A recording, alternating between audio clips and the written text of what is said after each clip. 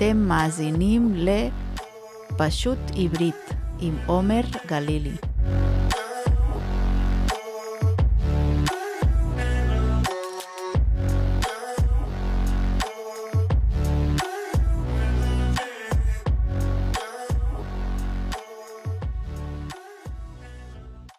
שלום לכם, מאזינות ומאזינים יקרים.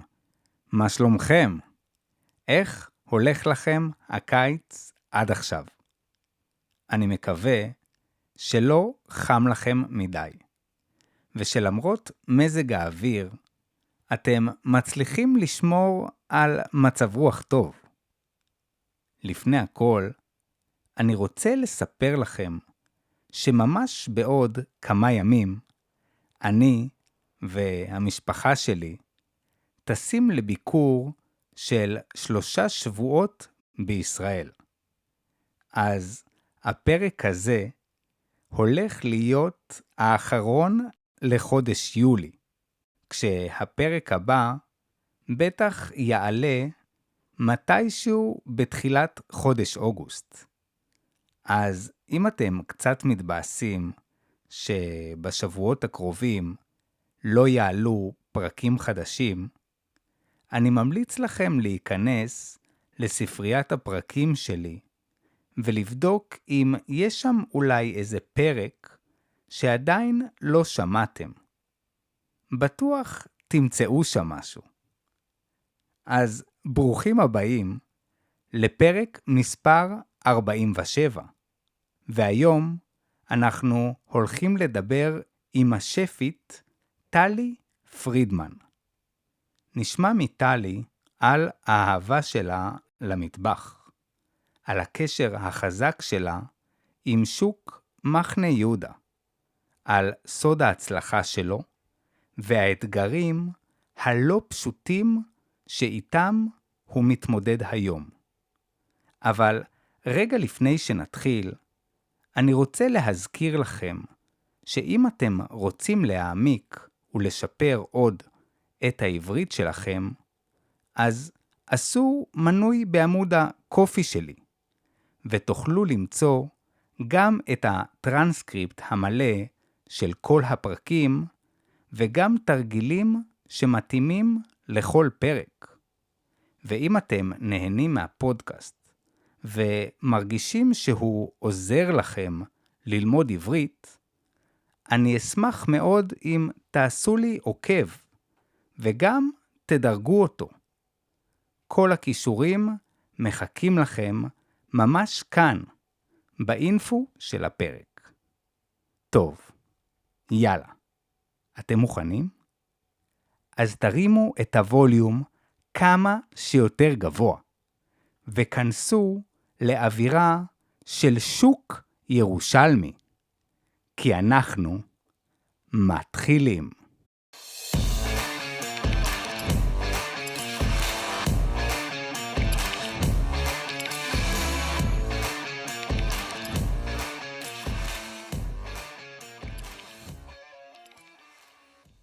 קשה לי לחשוב על הפעם האחרונה שביקרתי בירושלים ולא נכנסתי לשוק מחנה יהודה.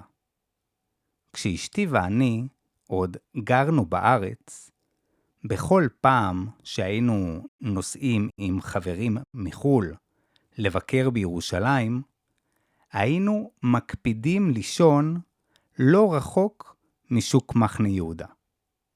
הסיבה לכך הייתה פשוטה. פשוט רצינו כמה שיותר ממנו בביקור שלנו. בבוקר היינו הולכים לשוק כדי לקנות לחם טרי, גבינות, ירקות, טחינה ואפילו קרואסונים. ואז מוצאים איזה פינה שקטה ומכינים לנו ארוחת בוקר מפנקת שהייתה מרגישה כמו של מלון 5 כוכבים. ובערב, אחרי שהיינו מסיימים להתרוצץ בכל העיר, היינו עוברים בשוק ואוכלים באיזו מסעדה טובה, או סתם יושבים שם באיזה בר, לשתות איזה בירה, לפני שסוגרים את היום והולכים לישון. מבחינתנו, זה היה המקום בירושלים. אבל בשנים האחרונות עובר על שוק מחנה יהודה תהליך שקורה גם בשווקים הכי מפורסמים בעולם. ככל שהם מצליחים והופכים לפופולריים יותר, ככה הם נמצאים בסכנה לאבד את האותנטיות שלהם. במקום החנויות המסורתיות של השוק, נפתחות עוד ועוד חנויות שמיועדות לתיירים. המחירים הגבוהים והצפיפות הרבה גם הם לא עוזרים, וגורמים להרבה תושבים פשוט להפסיק לקנות בשוק ולחפש מקומות אחרים. זה תהליך שקורה בכל העולם. בשוק לבוקריה בברצלונה, בבורו מרקט בלונדון, בריאלטו בוונציה, ועוד ועוד ועוד. אז כדי לשמוע על הנושא המרתק הזה, בחרתי לדבר עם טלי פרידמן. טלי היא הרבה מאוד דברים. היא אימא, היא שפית, היא מנחת סדנאות בישול, היא עושה סיורים קולינריים בשוק מחנה יהודה, והיא גם יושבת ראש ועד הסוחרים של השוק. היא מכירה כל סמטה, כל דוכן, וכמעט כל אדם בשוק. אז במקום שאני אספר לכם על שוק מחנה יהודה, בואו נשמע את זה ממי שחיה אותו בכל יום. הנה השיחה שלנו. היי טלי, שלום. היי עומר, מה שלומך? אני בסדר גמור, תודה, מה שלומך? טוב מאוד, כמה שניתן. תקופה מורכבת, אבל משתדלים. טלי, תוכלי לספר לנו קצת עלייך? איפה את גרה? במה את עובדת? וואו, אז קודם כל, אני גרה בירושלים, כבר רוב חיי. אני בעלים של סטודיו לבישול בלב שוק מחנה יהודה. אני שפית במקצועי, לא נעים לומר, אבל כמעט 30 שנה. וירושלים היא ביתי ובליבי, וכמובן שהעסק שלי ממוקם ממש בלב שוק מחנה יהודה. אז אני יכולה להגיד שאני ממש נמצאת בלב הפועם של ירושלים. תוכלי לספר איך הגעת לעולם הבישול? זה מסוג הדברים שאנחנו מגלים אותם רק אחרי, רק בדיעבד. אבל אהבה מאוד גדולה למטבח. כילדה קטנה שגדלה ביחד עם סבא וסבתא, שאני אומרת את זה לזכותי וגם לזכותם, זכיתי לגדול ממש בתוך המטבח של סבתא שלי, כשבעצם סבא וסבתא שלי גם מגדלים את הכל. היה להם בית מאוד גדול בצפת, וכשאני אומרת גדול, אני מתכוונת גדול, ממש ענק, 16 חדרים, בוסתן ענקי, טרסות, ושם הם גידלו את כל מה שבעצם אכלנו, וזה אומר פשוט לבלות שעות בתוך מטבח, כי אם מגדלים כל כך הרבה, אז גם צריך להשתמש בזה. גם לומדים הרבה טכניקות על הדרך, טכניקות בישול של בין אם זה להחמיץ את כל מה שנשאר, או להפוך אותם לריבות, או לתלות ולייבש פירות שנופלים מהעץ, כי משתמשים בהכל. אז גדלתי בתוך מקום קסום, כשהיה לי חלום אחר בכלל להיות שחקנית. וואלה. ממש כך, גם הלכתי ולמדתי. בתקופה שבה כולנו מלצרנו כשהיינו צעירים, אז באחד המטבחים ממש קסם לי איך שהשף מקפיץ את הכל בתוך מחבת, ושאלתי אותו אם אני יכולה לנסות, וניסיתי, ולא כל כך הצלחתי. אבל היה שם משהו בריח של להיות בתוך מטבח, ולא מעבר לחלון של המטבח, שאמרתי, וואו, זה בטוח המקום שלי, זה הריח הכי מוכר שאני מכירה, ופשוט ידעתי, והלכתי ללמוד בישול. אז בעצם את אפילו לא התחלת להמריא עם קריירת המשחק. את ממש... לא. ממש ממש ממש בהתחלה, כמעט בגיל 20 יצאתי ללימודים בפריז, כשאני מבינה שזה הפאשן, ושזה מה שאני רוצה לעשות בחיים. אני פשוט עשיתי טוויסט ושינוי מאוד מאוד חד ברגע שהחזקתי את אותה מחבת שלא הצלחתי להקפיץ. ובפריז יכולתי להתמחות וללמוד. למדתי בישול ואפייה, וחזרתי לארץ, ולמדתי גם בירושלים. על איזה שנים אנחנו מדברים? אמצע שנות ה-90. אוקיי, זאת אומרת שאנחנו בעצם מדברים על תקופת הפיגועים? אנחנו מדברים, כן, על תקופת הפיגועים הקשה בירושלים. הימים האלה שבהם אנחנו לא יודעים אם כדאי לנסוע באוטובוס או ללכת ברגל, אלא היו גם פחות או יותר אותם שנים שלרוב, רוב הירושלמים היו עושים את מה שנקרא עוקף שוק, ולא עוברים אפילו דרך שוק מחנה יהודה. ולמה להימנע ולא לעבור בשוק? בתקופת הפיגועים זה היה המוקד מאוד מאוד מרכזי, וכולם היו בטוחים שהנה עוד פיגוע יהיה באזור השוק. זה היה כמו להימנע מקו 18. את בעצם מדברת על שני מקומות מרכזיים בירושלים, שתמיד היו בהם הרבה אנשים, ובגלל זה גם היו שם פיגועים. זאת אומרת, גם בשוק וגם בקו 18. נכון. אז באותה תקופה היה חשש מאוד גדול, שיהיה שוב פעם פיגוע באותם המקומות.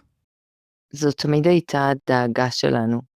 אז הנה, מפה בדיוק אני רוצה לקחת אותך לשאלה הבאה. איך בכל זאת התחברת חזרה לשוק מחנה יהודה? ריח השוק תמיד היה מפתה, ורעש השוק תמיד היה מפתה. וכמי שגדלה בשכונה, אז השוק הוא בלתי נמנע בסופו של דבר. אני זוכרת שבאותה תקופה גם עיריית ירושלים אפילו חשבה להעביר את השוק למקום אחר, אבל לשוק יש כוח משלו.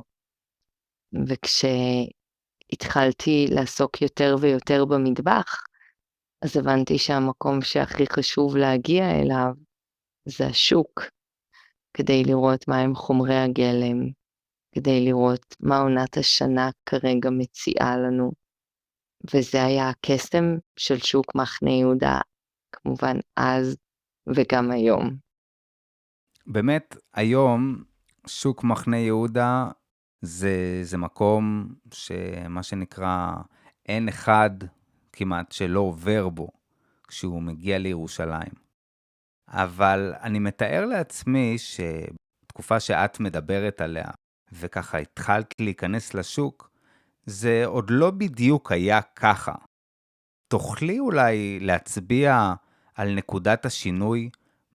מה בדיוק קרה לשוק? איך פתאום הרבה אנשים התחילו להגיע אליו ולמצוא בו עניין, ולא רק כדי לעשות קניות רגילות, מה שנקרא? זה כיף לי לומר ולספר את זה ממש כל הזמן ולהתרגש, כי האיש היקר הזה כבר לא איתנו, אבל קוראים לו אלי מזרחי, שהיה יזם בנשמתו, בן של סוחרים, שהבין ראשונה את העוצמה ואת הכוח שיש לשוק מחנה יהודה, עוד הרבה לפני שכולנו הבנו.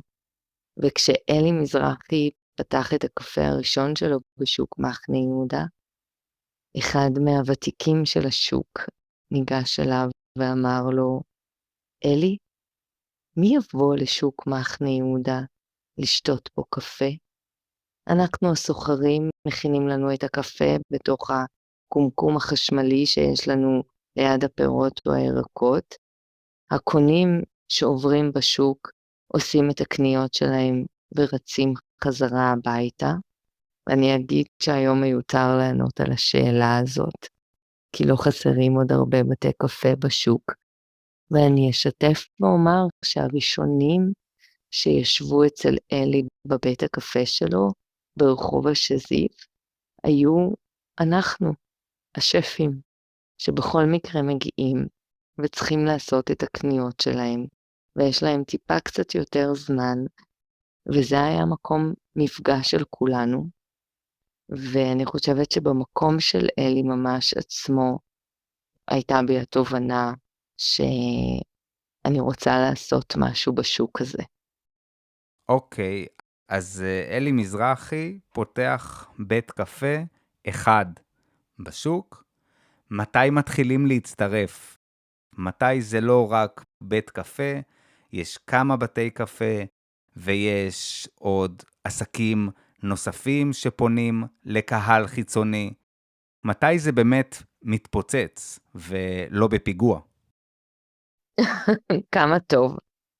אז אני אגיד שכבר בשנה הראשונה של אלי בקפה, הבנתי שאני באופן אישי רוצה לעשות משהו שהוא בתוך השוק, וידעתי שאני לא באמת יודעת מהו, ולפתוח מסעדה הייתי צעירה מדי, ולא היה לי מספיק אומץ, ובאותם שנים הבנתי שזה הולך להיות גם כן מאוד מאתגר, לנהל סרוויסים במסעדות, טובות ככל שתהיינה, וגם לגדל ילדים, כי כבר הייתי צעירה, נשואה כבר, ופניתי לתחום של הוראת הבישול, והתחלתי ללמד בישול ואפייה, במקום שהוא היה מאוד קרוב אל שוק מחנה יהודה, כדי ללמוד באמת על דגים או על בשר, כדאי שנעבור ונטייל בשוק, ואני אוכל להסביר להם כל מה שאני יודעת. מיותר לספר לכולם שהם סרבו, הם הסתכלו עליי כאילו אני משוגעת לגמרי, איך אני בכלל מעיזה להזמין אותם אל תוך שוק מחנה יהודה, שזה מקום שהם לרוב נמנעים מלהגיע אליו. זה היה היום גם מאוד גשום, אז היו את כל הסיבות שבעולם להגיד לא, אבל הם הגיעו יחד איתי אל השוק, ומשיעור שנשאר בו משהו כמו בין 1.5 לשעתיים לימוד, נשארתי איתם מרצונם החופשי והמלא קרוב ל6 שעות בשוק. ויום אחרי הבנתי שאני רוצה פשוט לעשות את מה שעשיתי יחד איתם, וזה בעצם הסיורים הקולינריים. וכשאני התחלתי אותם, אני עדיין הייתי לבדי, וזה היה אני ואלי מזרחי. וממש בשנה הראשונה שבה התחלתי את הסיורים, נפתח עוד בית קפה קסום בשוק, שנקרא 5 במאי, בו היה פתאום גם הבר הראשון שנפתח, ולאחר מכן קפה תחריר, והשוקה, ואני חושבת שברגע הזה כבר הכל הפך להיות לגמרי היסטורי. אנשים התחילו להגיע אל השוק בהמוניהם. אני רוצה שנייה, אם תוכלי להגיד על העניין הזה כמה מילים, כי יש לי תחושה שירושלים, למרות שהיא הבירה של ישראל, ויש בה אתרים היסטוריים, ואי אפשר לקחת בעצם את הקסם שלה, אבל בכל הנוגע לגוד טיים, בכל הנוגע להעביר ערב בנעימים, תמיד זה היה מרגיש קצת תיק זאת אומרת, קצת כאב ראש להגיע לירושלים, זה רחוק, זה לא בכיוון של שום מקום, וכאילו זה לא מקום של פן, זה מקום כבד, זה מקום של מוזיאון השואה, של הכותל, של חרדים, של מוסלמים ופיגועים. אז מה את חושבת ככה בתור ירושלמית על התפיסה הזאת שהייתה קצת לאנשים מבחוץ?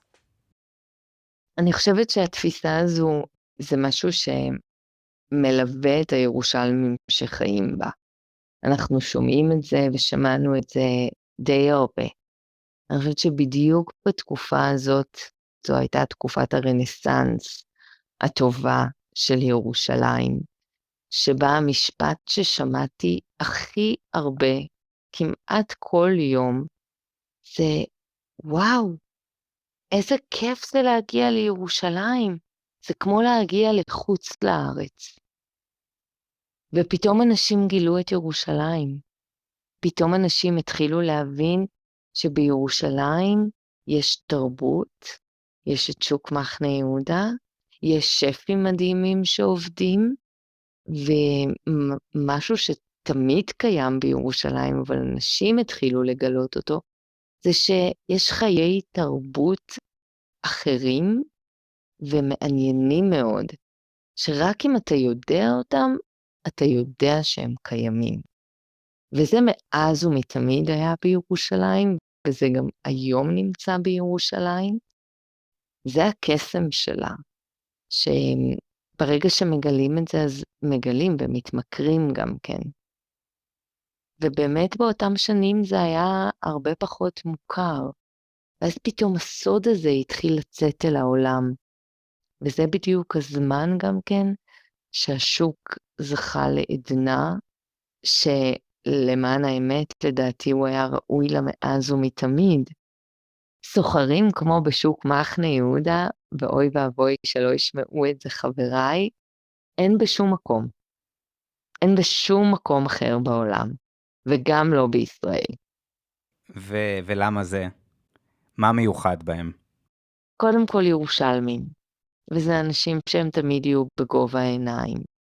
וזה אנשים פשוטים, הם אולי קצת נראים לרגע קצת יותר מחוספסים ויותר קשים, אבל הם אנשים שהכי קל להתנהל איתם, והם חמים, והשוק רק תגיע, ורק תקנה, ורק תטעם, כי כזה מלפפון לא טעמת בחייך.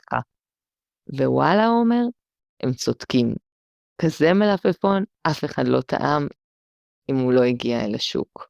אותי קנית. כן. עכשיו אני רוצה לדבר איתך על כובע נוסף שהכנסת, אחרי שהיית שפית, ואחרי שהתחלת לעשות סיורים, וגם בעצם ללמד בישול. זאת אומרת, כל פעם הוספת עוד נדבך ועוד משהו לתפקידים שלך, ומתי בעצם גם הפכת להיות יושבת ראש ועד הסוחרים של השוק, שהוא גם השוק הכי גדול בישראל. וואו, אז זה קרה לפני 7 שנים, אבל אני בעצם אומר שמהרגע הראשון שהגעתי לשוק מחנה יהודה, ופתחתי את העסק שלי, את האטליה שלי, אז הייתי חברה בוועד הסוחרים, הייתי אחראית על תרבות בשוק, והייתי הדוברת של שוק מחנה יהודה, לאורך כל התקופה עד לפני 7 שנים, אז כך שהייתי פעילה בתוך שוק מחנה יהודה מהרגע הראשון. קודם כל, להיות חבר בוועד סוחרי שוק מחנה יהודה, זה תפקיד שנבחרים אליו בבחירות דמוקרטיות. חשוב מאוד שהמאזינים יבינו, כשאנחנו אומרים השוק הכי גדול בישראל, אנחנו מדברים על למעלה מ-450 עסקים שפועלים ברחבי השוק. אנחנו מדברים על שוק שבעצם מפרנס למעלה מ10,000 משפחות. זה עוגן כלכלי מאוד מאוד מאוד חזק בעיר, ולאורך כל התקופה שבה הייתי חברה בוועד, אז כמובן נהניתי מאוד מעשייתי, ולא היו לי שום תוכניות להיות יושבת ראש שוק מחנה יהודה. מתוך היכרותי את הוועד, ידעתי עד כמה העבודה הזאת היא שואבת ומאתגרת. כשאני מדמיין שוק ואת האנשים שפועלים בשוק, זה בעיקר מקצוע גברי. בדרך כלל האנשים שרואים ברוב הבסטות אלו גברים. ובכלל כשאני חושב על איך מתנהל שוק, זה מרגיש לי, סליחה על הביטוי, כמו מקום יותר שוביניסטי וכוחני, שבהרבה תחומים עדיין נמצא בעבר, ולא ממש התקדם. ובעצם שאישה תעמוד בראש הארגון שאחראי על השוק, ועוד תיבחר על ידי אנשים מתוך השוק, לי זה קצת נשמע מפתיע. זה הפתיע גם אותי מאוד, וזה היה המשפט הבא שלי, שאם הבחירה וההצבעה הזו של הסוחרים, והצבעת אמון כל כך גדולה, אנשי השוק חיפשו את האיש שהוא חלק בלתי נפרד מהם, את האיש או האישה, שמבינים את המצוקות ואת האתגרים שלהם. וכמובן, זה דורש לרכוש את אמון הציבור. אז בואי באמת, ככה אם תוכלי, בקצרה, לפרט קצת על האתגרים והבעיות שיש היום לסוחרים בשוק מחנה יהודה ובכלל. מה מפריע להם בעצם? זה ממש כואב לי להגיד את זה, אבל האתגרים המאוד מאוד גדולים היום, ששוק מחנה יהודה מתמודד איתם, זה השינויים הגדולים שהוא עבר ב-20 שנה האחרונות, שמשוק מסורתי, קלאסי, אותנטי, עם פטרוזיליה וכוסברה ונענה, הוא הפך להיות שוק שהוא מתחדש, עם מנעד עסקים שהוא מאוד מאוד רחב ומאוד מאוד גדול, וגם הרבה חיי לילה שזלגו לתוכו, שבעצם הציבה אותם במקום שכבר השוק הוא פחות שוק, ויש שיגידו שהשוק אולי הוא כבר לא שוק. האתגרים הגדולים הם זה ששוק מחנה יהודה הפך להיות המקום היום הכי מתויר בישראל, וזה אתגר מאוד גדול, כי אנחנו סובלים מאובר קפסיטי. אלה הם אתגרים, אומר שחשוב לי לומר, הם אתגרים כלל עולמיים. אנחנו לא השוק היחיד שסובל ממנו. בדיוק רציתי להגיד לך על לבוקריה בברצלונה. נכון. ואני אתן כמה נתונים ומספרים. היום בלי להיחשב לאתר תיירות, אנחנו אתר תיירות המוביל בישראל. בשנת 2023 נעשתה הבדיקה האחרונה, כשזה היה עם תיירים עוד בארץ, והגיעו לישראל באותה שנה 4.5 מיליון תיירים. באותה שנה הגיעו לשוק מחנה יהודה קרוב ל4 מיליון תיירים, אפילו קצת יותר. זה אחד אומר שאנחנו נמצאים ברשימת צ'קליסט של כל תייר שמגיע לארץ, וכמו שאני ואתה מטיילים בעולם, ואנחנו חפצים לבקר במוזיאונים, אנחנו גם חפצים לראות שווקים, והשוק הפך להיות המוזיאון החי של העולם, ואנשים רוצים ללכת ולראות או את סוזנה או את שושנה, אוספת את העגבניות שלה מהדוכן, וזה בדיוק הרגע שבו התייר יכול לדמיין איך הבית של שושנה נראה, ואיך תבשיליה מריחים, ותסכים איתי שזה המוזיאון הבלתי אמצעי של החיים.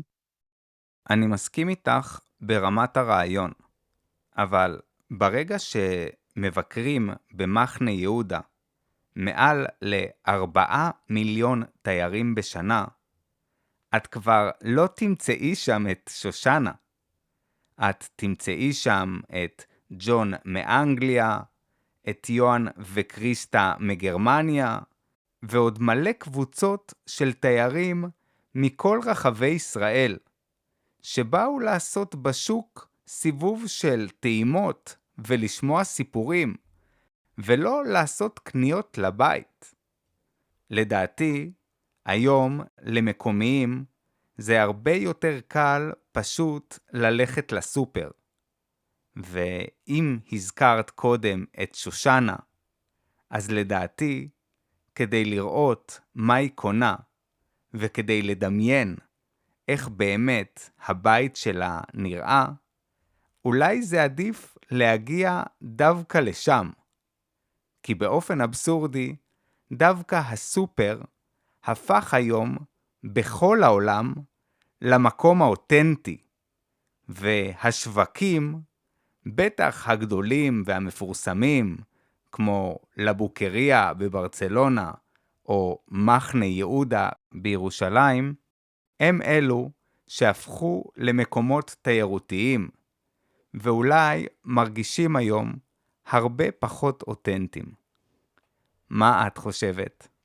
אני יכולה להסכים איתך בכאב גדול, וזאת הייתה התגלית המרישה שלנו, כאשר כל השווקים המובילים בעולם ישבו סביב שולחנות עגולים, ובעצם הבנו שאין לנו ברירה, אלא לפנות אל העולם, ופנינו אל יונסקו, על מנת שיכריזו על שווקים היסטוריים ומסורתיים בעולם, כאתרים לשימור ומורשת. בשנת 2025, שנה שעברה בפירנצה, בוועידת השווקים השנייה שהייתה, חבר אלינו האיחוד האירופי, בבקשה מוסדרת עוד יותר אל יונסקו, ואני יכולה להגיד שממש בימים אלו דנים בבקשה הזאת. המשמעות של הדבר הזה, זה לא לאפשר התפתחות של עסקים נוספים במרחב הזה, ולאפשר את השמירה של האותנטיות על ידי קביעה מאוד מאוד ברורה, אלה עסקים כן יוכלו לפעול באזור מסוים, ואלו עסקים לא יוכלו לפעול. למשל בשוק מחנה יהודה, אם הייתה לנו את היכולת, לקבוע בהכי פשוט שיש, טאבה עירונית שמגדירה בדיוק שברחוב האפרסק, לדוגמה, מותר לפתוח פיצריה אחת, בית קפה אחד, 3 חנויות של פירות וירקות, מעדניה אחת וחנות גבינות אחת. זה היה משאיר את השוק על כנו לאורך זמן. אני אגיד שבשנת 2019 עשינו מיפוי אחרון לשוק מחנה יהודה, שלם.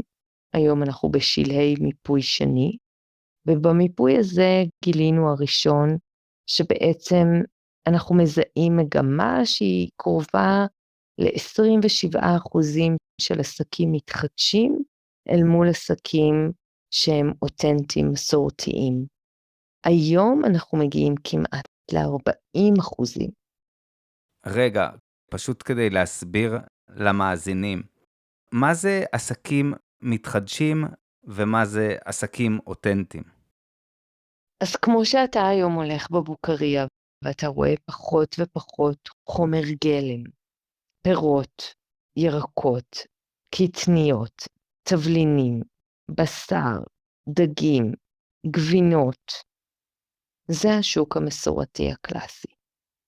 כלי בית, מפות, זה השוק המסורתי הקלאסי. היום השוק, מכיוון שהוא מכיל המון תיירים, אז יש בו גם בתי קפה, וגם ברים, וגם מסעדות, וגם כנאפה, וגם בקלאוות, וגם גלידות, וגם ברד, וגם שייקים, וגם מופלטות בפיתה, וגם פיתה בפיתה, מלא מלא מלא מלא דברים שזה בעצם מה שנכנס לתוך הקטגוריה של הפאסט פוד. שפאסט פוד יכול להיות נהדר כשהוא קם מתוך סטריט פוד, אבל כשהוא פאסט פוד בהוויה שלו, אז הוא יותר בקונוטציה של קניונים ומולים שנכנסים מהר ולוקחים את ההמבורגר או את הפיתה או את הנקניקייה בלחמניה, אבל לא לזה התכוון המשורר. ואז נוצר פער מאוד עצום וגדול. והאתגרים הם אתגרים גדולים ומשותפים לכל העולם. עכשיו, אני אז רוצה לשאול אותך, כי בעצם בעבודה שלך כמדריכה, וגם כאחראית על אטליה שהוא מקום בעצם, שהוא כמו עסק מתחדש, בוא נגיד את האמת. נכון? אמת? אז יש בעצם, יש כאן סוג של פרדוקס. מצד אחד, את מביאה תיירים לשוק, ומצד שני, את מצטערת על המצב שנוצר, שהתיירים בעצם גם מקלקלים במרכאות את האופי האותנטי של השוק.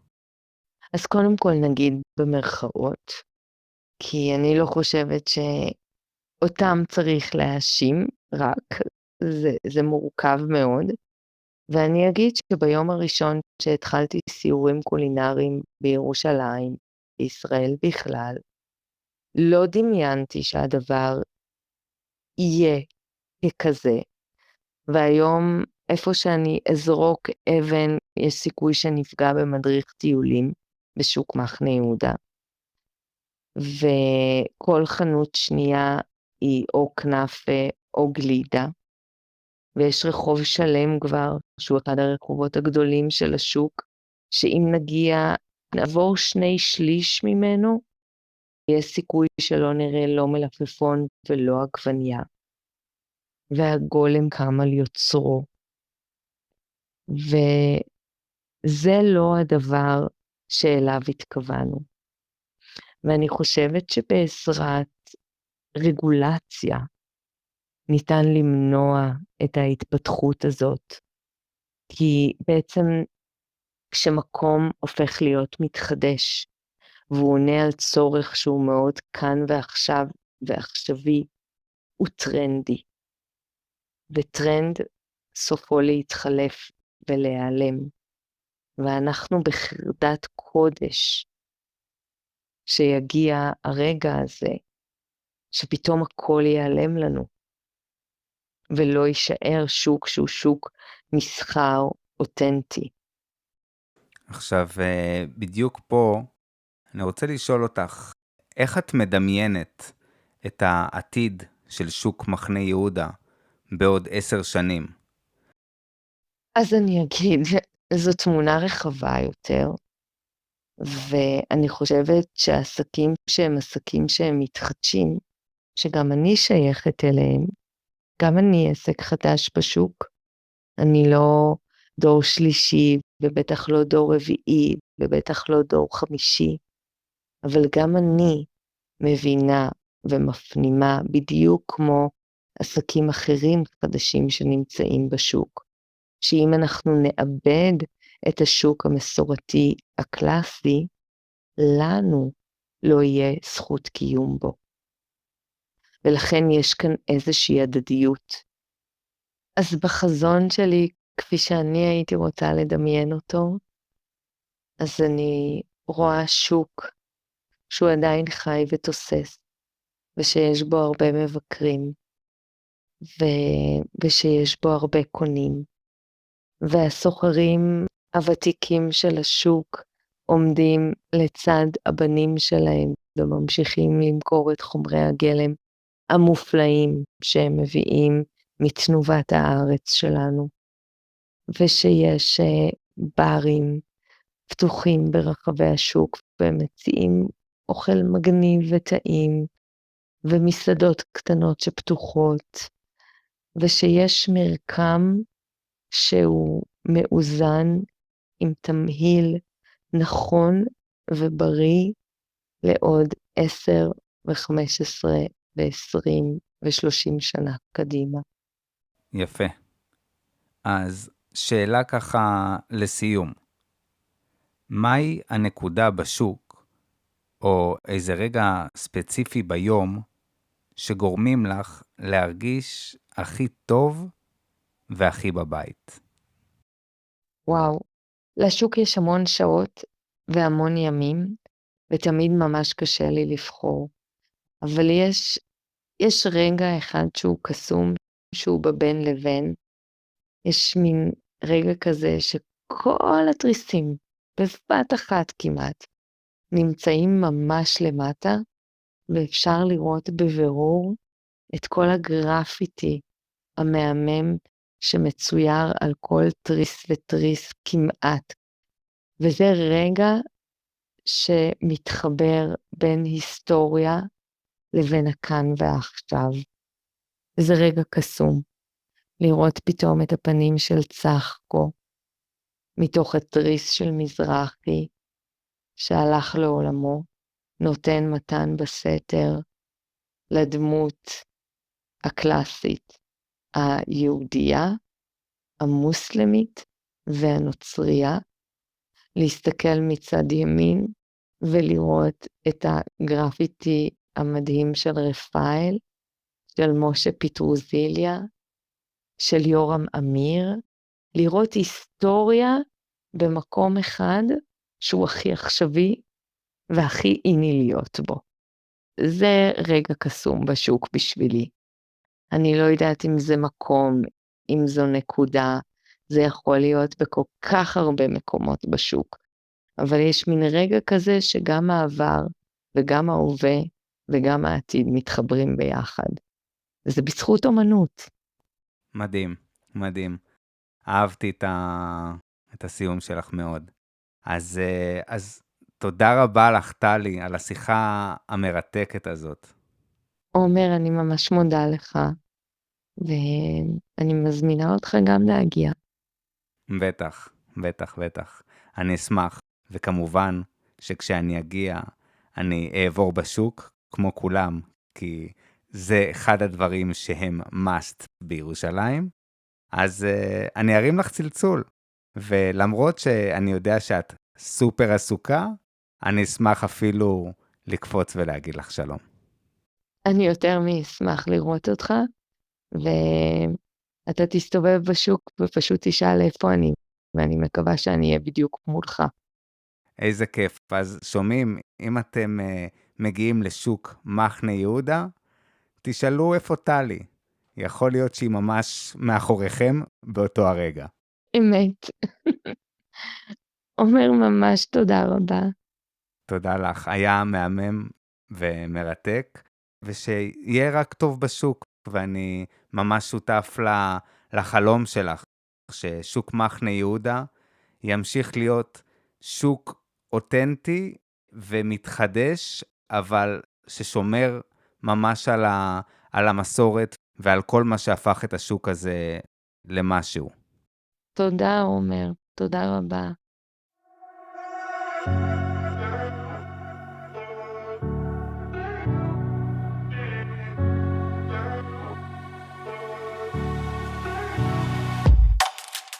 זהו. זה הכל להפעם.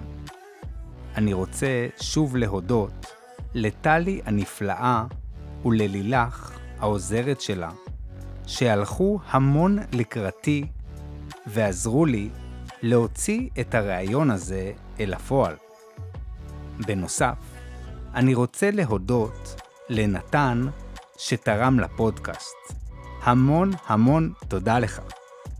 ולפני שנסיים, אני רוצה להזכיר שאם גם אתם רוצים לתרום לפודקאסט, לעשות מנוי, לקבוע שיעורים פרטיים, או בכלל, אתם מוזמנים ליצור איתי קשר.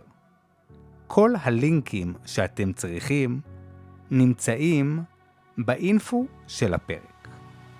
לסיום, אני רוצה לומר לכם, המאזינים, המון תודה על ההקשבה ועל הפרגון שלכם. אני מקווה מאוד שנהנתם. ואנחנו נתראה בעוד חודש, בפרק הבא של פשוט עברית.